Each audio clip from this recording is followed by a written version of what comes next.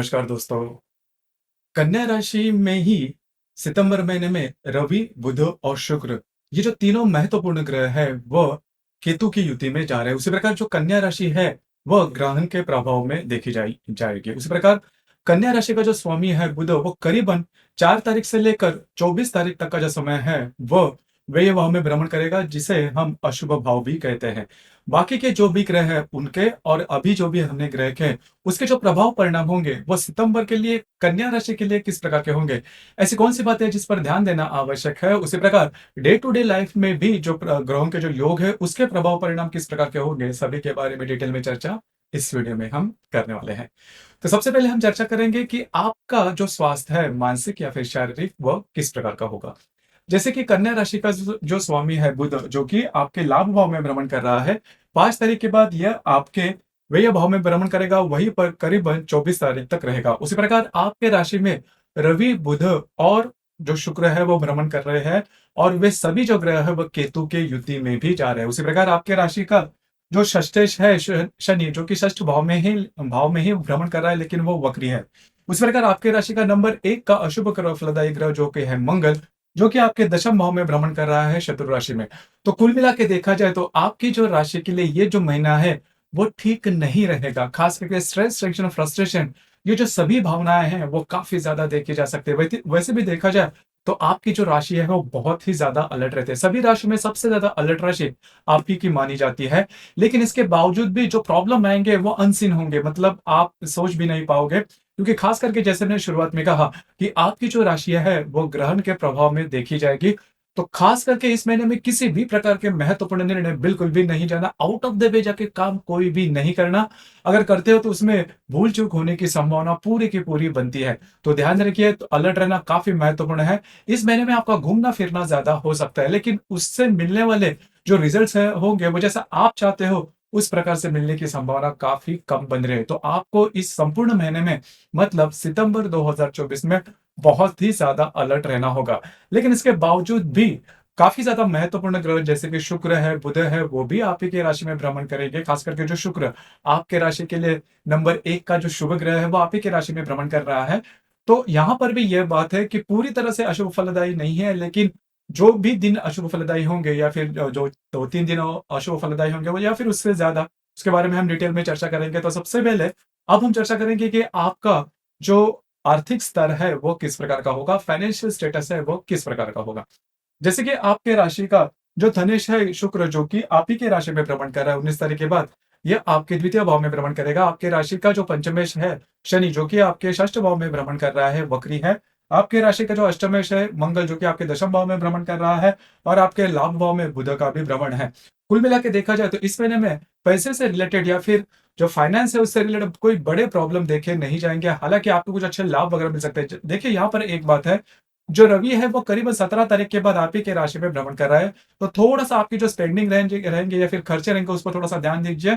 और जो शुक्र है, जो कि मैंने शुरुआत में कहा आपके राशि के लिए सबसे महत्वपूर्ण ग्रह है, जो कि 19 तारीख के बाद आपके द्वितीय भाव में भ्रमण करेगा, तो वो खर्चे भी कराएगा। तो खर्चे जो होंगे उस पर थोड़ा ध्यान देना आवश्यक है। हालांकि इनकम जो है वो आपकी काफी अच्छी देखी जाएगी। अगर आप शेयर मार्केट में ट्रेड करते हो तो लॉन्ग टर्म में ट्रेड कीजिए, शॉर्ट टर्म में किए गए ट्रेड आपके लिए फायदेमंद साबित नहीं होंगे।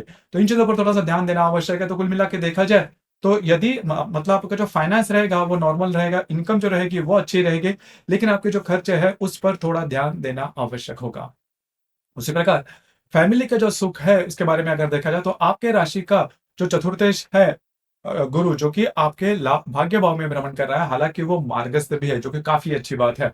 तो घर के जो लोग हैं उनके साथ आपकी जो इंटरेक्शन है वो काफी अच्छी देखी जाएगी। घर के जो लोग हैं उनके साथ कहीं बाहर घूमना फिरना भी हो सकता है। उसी प्रकार लव लाइफ के बारे में अगर कहा जाए तो आपके राशि का जो पंचमेश है शनि, जो कि आपके षष्ठ भाव में भ्रमण कर रहा है, और वो वक्री भी है, और आपके पंचम भाव पर मंगल की दृष्टि भी आ रही है। तो अगर आप किसी के रिलेशनशिप में हैं, उनके साथ छोटी मोटी बातों को लेकर तकरार हो सकती है। ये तकरार थोड़ी बढ़ भी सकती है, तो थोड़ा सा ध्यान रखिए, क्योंकि आपके राशि में जो ग्रहण होने जा रहा है या फिर बाकी के जो ग्रह आएंगे उस वजह से जो स्ट्रेस है वो भी थोड़ा बना रहेगा। तो खुद पर थोड़ा सा कंट्रोल करना आवश्यक है। जो गर्भवती महिला है उन्होंने इस महीने में थोड़ा सा ध्यान देना आवश्यक है। हालांकि मंगल की दृष्टि भी आपके पंचम भाव में है, लेकिन जो गुरु है जो कि आपके भाग्य भाव में भ्रमण कर रहा है नवम दृष्टि से आपके पंचम भाव को देखेगा, तो यदि भी कोई प्रॉब्लम कॉम्प्लिकेशन आते भी है तो उसके एक्सट्रीम पर कोई प्रॉब्लम नहीं आएँगे। लेकिन फिर भी आपको स्वयं के स्वास्थ्य के बारे में थोड़ा ध्यान देना होगा। जो विद्यार्थी वर्ग है उनके लिए ये जो महीना है वो काफ़ी अच्छा रहेगा, लेकिन आपको अलर्ट रहना होगा क्योंकि पिछले कई महीनों से जो बातें हैं वो काफ़ी अच्छी चल रही है आपके लिए। लेकिन आपको एफर्ट देना होगा। अगर एफर्ट देने में अगर आप चूकते हो तो बातें कॉम्प्लिकेट हो सकती है, क्योंकि जो ग्रहण है वो इसी प्रकार की जिस चीज़ में आप बहुत ज़्यादा कॉन्फिडेंट है उसमें आप काफ़ी नीचे आ सकते हैं, क्योंकि ये जो मिसगाइड करता है जब भी ग्रहण होता है आप किसी भी राशि में। तो ध्यान रखिए आपके लिए ये जो महीना है वो काफ़ी ज़्यादा महत्वपूर्ण होगा। उसी प्रकार वैवाहिक जीवन के मामले में अगर कहा जाए तो आपके राशि का जो सप्तमेश है गुरु, जो कि आपके दशम भाव में भ्रमण कर रहा है, हालाँकि वो मार्गस्थ है। तो यहाँ पर अगर आप विवाहित हो तो आपके जो वैवाहिक जोड़ीदार उनके साथ आपकी जो रिलेशनशिप है काफ़ी अच्छी देखी जाएगी, लेकिन भावना में बहकर किसी भी प्रकार के एक्सट्रीम डिसीज़न नहीं लेना। इसके बाद हम चर्चा करेंगे कि आपके कर्म के बारे में या फिर कर्मेश के बारे में, या फिर आपका जो करियर है उससे रिलेटेड। तो आपके राशि का जो कर्मेश है बुध, जो कि आपके भाग्य भाव में भ्रमण कर रहा है 5 तारीख के बाद व्यय भाव में और 24 तारीख के बाद आपके लाभ भाव में। तो जो बुध है वो कई दिनों तक, मतलब 5 तारीख से लेकर 24 तारीख तक आपके व्यय भाव में भ्रमण करेगा और आपके दशम भाव में मंगल भी भ्रमण कर रहा है। तो यहाँ पर जो भी आपका कार्य क्षेत्र है उससे रिलेटेड बहुत ही ज़्यादा चौकन्ना रहना होगा। आपके जो सहकर्मी या फिर वरिष्ठ होंगे, उनके साथ जो बातें प्रॉब्लम कॉम्प्लिकेशन है वो काफ़ी ज़्यादा बढ़ सकती है। उसी प्रकार आपको घूमना-फिरना ज़्यादा हो सकता है। भूल कर भी इस महीने में जो भी आपका कार्य क्षेत्र है, उससे रिलेटेड किसी भी प्रकार के निर्णय बिल्कुल भी नहीं लेना। हालाँकि आपके सामने बहुत सारे अपॉर्च्युनिटी आ सकती है, लेकिन उसमें आप चीट कर सकते हो। आपके लिए वो चीटिंग से हो सकती है। ध्यान रखिए किसी भी प्रकार के महत्वपूर्ण निर्णय इस महीने में बिल्कुल भी नहीं लेना, आप गुमराह हो सकते हैं। तो कुल मिला के देखा जाए तो ये जो संपूर्ण महीना है, मतलब सितंबर 2024 का, इसमें आपको अलर्ट रहना बहुत ही ज़्यादा आवश्यक होगा। इसके बाद हम चर्चा करेंगे ग्रह योगों के बारे में।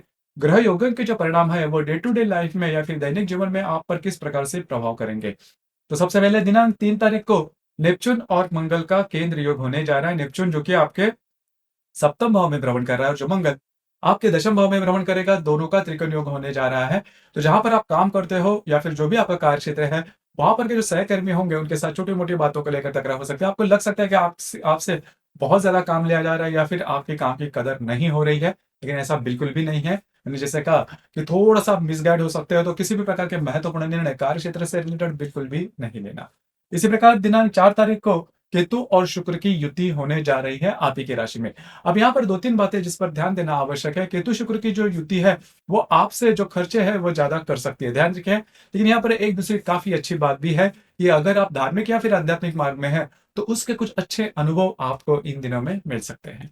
इसी प्रकार दिनांक 7 तारीख को हर्षल और बुध का केंद्र योग होने जा रहा है। हर्षल जो कि आपके दशम भाव में भ्रमण कर रहा है, हर्षल जो कि आपके भाग्य भाव में भ्रमण कर रहा है, जो बुध आपके लाभ भाव में भ्रमण करेगा, दोनों का केंद्र योग होने जा रहा है। तो खास करके आपकी जो स्पेंडिंग रहेंगे, आपके जो खर्चे रहेंगे, उस पर थोड़ा-सा ध्यान देना आवश्यक होगा और आपके जो मित्र परिवार है, उनके साथ छोटी-मोटी बातों को लेकर तकरार हो सकती है। इसी प्रकार दिनांक 15 तारीख को गुरु और शुक्र का त्रिकोण योग होने जा रहा है। बहुत ही ज़्यादा महत्वपूर्ण यह योग है। गुरु जो कि आपके भाग्य भाव में भ्रमण कर रहा है, जो शुक्र आप ही की राशि में भ्रमण करेगा। दोनों दोनों का जो त्रिकोण योग है, वो आपके लिए बहुत ही ज़्यादा शुभ फलदायी साबित होगा। कुछ अच्छे लाभ वगैरह हो सकते हैं, कुछ अच्छे महत्वपूर्ण इन्वेस्टमेंट हो सकती है, महत्वपूर्ण निर्णय आप ले सकते हो। ऐसे कुछ इंट्यूशंस आपको आ सकते हैं, जो कि भविष्य में जाके आपके लिए बहुत ही ज़्यादा शुभ फलदायी साबित होंगे। तो गुरु शुक्र का जो त्रिकोण योग आपके राशि में और भाग्य भाव में होने जा रहा है, वो आपके लिए बहुत ही ज़्यादा शुभ फलदायी साबित होगा। इसी प्रकार दिनांक 18 तारीख को शनि और बुध का प्रतियोग भी होने जा रहा है। बुध जो कि आपके व्यय भाव में भ्रमण करेगा, शनि वक्री आपके षष्ठ भाव में भ्रमण कर रहा है। दोनों का प्रतियोग आपके लिए स्ट्रेस, टेंशन, फ्रस्ट्रेशन लेके आ सकता है। किसी भी प्रकार के महत्वपूर्ण निर्णय नहीं लेना, किसी को कमिटमेंट प्रॉमिस वाले बिल्कुल भी बातें बिल्कुल भी नहीं करना। आपको स्वयं के स्वास्थ्य के बारे में ध्यान देना होगा। नेगेटिव जो सोच है, वो काफ़ी ज़्यादा बढ़ सकती है और आपकी जो राशि है, जल्दी से नेगेटिव सोच में जाती है। इन चीज़ों पर थोड़ा-सा ध्यान देना आवश्यक होगा। इसी प्रकार दिनांक 19 तारीख को हर्षल और रवि का त्रिकोण योग होने जा रहा है। हर्षल जो कि आपके भाग्य भाव में भ्रमण कर रहा है, जो रवि आप ही के राशि में भ्रमण कर रहा है, दोनों का त्रिकोण योग आपके लिए बहुत ही ज़्यादा शुभ फलदायी साबित होगा। आप में जो कार्य करने की जो उत्सुकता है, वो काफ़ी अच्छी देखी जाएगी। एनर्जी लेवल है, वो काफ़ी अच्छा देखा जाएगा। हालाँकि घूमना-फिरना हो सकता है। इसी प्रकार दिनांक 20 तारीख को रवि और नेपच्यून का प्रतियोग भी होने जा रहा है। नेपच्यून जो कि आपके सप्तम भाव में भ्रमण करेगा और जो रवि आप ही के राशि में भ्रमण कर रहा है, दोनों का प्रतियोग। तो किसी भी प्रकार के आपका जो कार्य क्षेत्र है, उससे रिलेटेड किसी भी प्रकार के महत्वपूर्ण निर्णय नहीं लेना। उसी प्रकार आपके जो वैवाहिक जोड़ीदार है, उनमें और आप में मिसअंडरस्टैंडिंग वगैरह इन दिनों में हो सकती है। इसी प्रकार दिनांक 24 तारीख को हर्षल और बुध का त्रिकोण योग भी होने जा रहा है। बुध जो कि आप ही के राशि में भ्रमण करेगा, जो हर्षल आपके भाग्य भाव में भ्रमण कर रहा है, दोनों का त्रिकोण योग बहुत ही अच्छा और सुफलदायी यह योग है। खास करके कुछ अच्छे इंट्यूशंस वगैरह आपको आ सकते हैं, कुछ अच्छे आइडियाज वगैरह आ सकते हैं। आपका जो मूड है वो काफी अच्छा देखा जा सकता है। इसी प्रकार दिनांक 25 तारीख को बुध और नेपच्यून का प्रतियोग होने जा रहा है। तो किसी भी प्रकार के महत्वपूर्ण निर्णय किसी भी क्षेत्र से रिलेटेड बिल्कुल भी नहीं लेना। आपके जो अंदाज है वो पूरे के पूरे चूक सकते हैं, डिसीव हो सकते हो आप किसी भी निर्णय के बारे में। इसी प्रकार दिनांक 28 और 29 तारीख जो है वो आपके लिए बहुत ही ज्यादा महत्वपूर्ण होगी। इस संपूर्ण महीने में ये जो दो योग है, मतलब 28 और 29 तारीख को होने वाले रवि और बुध जो दोनों ग्रह हैं, वो केतु की युति में जा रहे हैं। अब यहाँ पर आपको बहुत ही ज्यादा चौकन्ना रहना होगा। बुध जो कि आप ही के राशि का स्वामी है और जो रवि आपके व्यय भाव का स्वामी है, दोनों की जो युति केतु में जा रही है, केतु तो जो प्रभाव है ग्रहण का वो काफी ज्यादा देखा जाएगा आपका इन दिनों। आप पर इन दिनों में लिए गए किसी भी जो निर्णय, कोई भी जो निर्णय है, वो चूकने की संभावना बहुत ही ज्यादा बनती है और इसके जो प्रभाव परिणाम होंगे वो पूरे जीवन भर आप पर हो सकते हैं। तो बहुत ही ज्यादा अलर्ट रहना होगा। किसी भी प्रकार का मतलब आउट ऑफ द वे जाके कोई भी काम नहीं करना। अगर आप करते हो तो उसमें उसका खामियाजा बहुत ज्यादा आपको भुगतना पड़ सकता है। मेंटल स्ट्रेस, फिजिकल स्ट्रेस बहुत ज्यादा सामने आ सकते हैं। उसी प्रकार दिनांक 30 तारीख को शनि और मंगल का त्रिकोण योग होने जा रहा है। शनि जो कि आपके षष्ठ भाव में भ्रमण कर रहा है, जो मंगल आप ही के दशम भाव में भ्रमण कर रहा है, दोनों का त्रिकोण योग जो भी आपका कार्य क्षेत्र है उससे रिलेटेड कुछ महत्वपूर्ण अपॉर्चुनिटी आपको मिल सकती है। आपके काम की वाहवाह भी हो सकती है।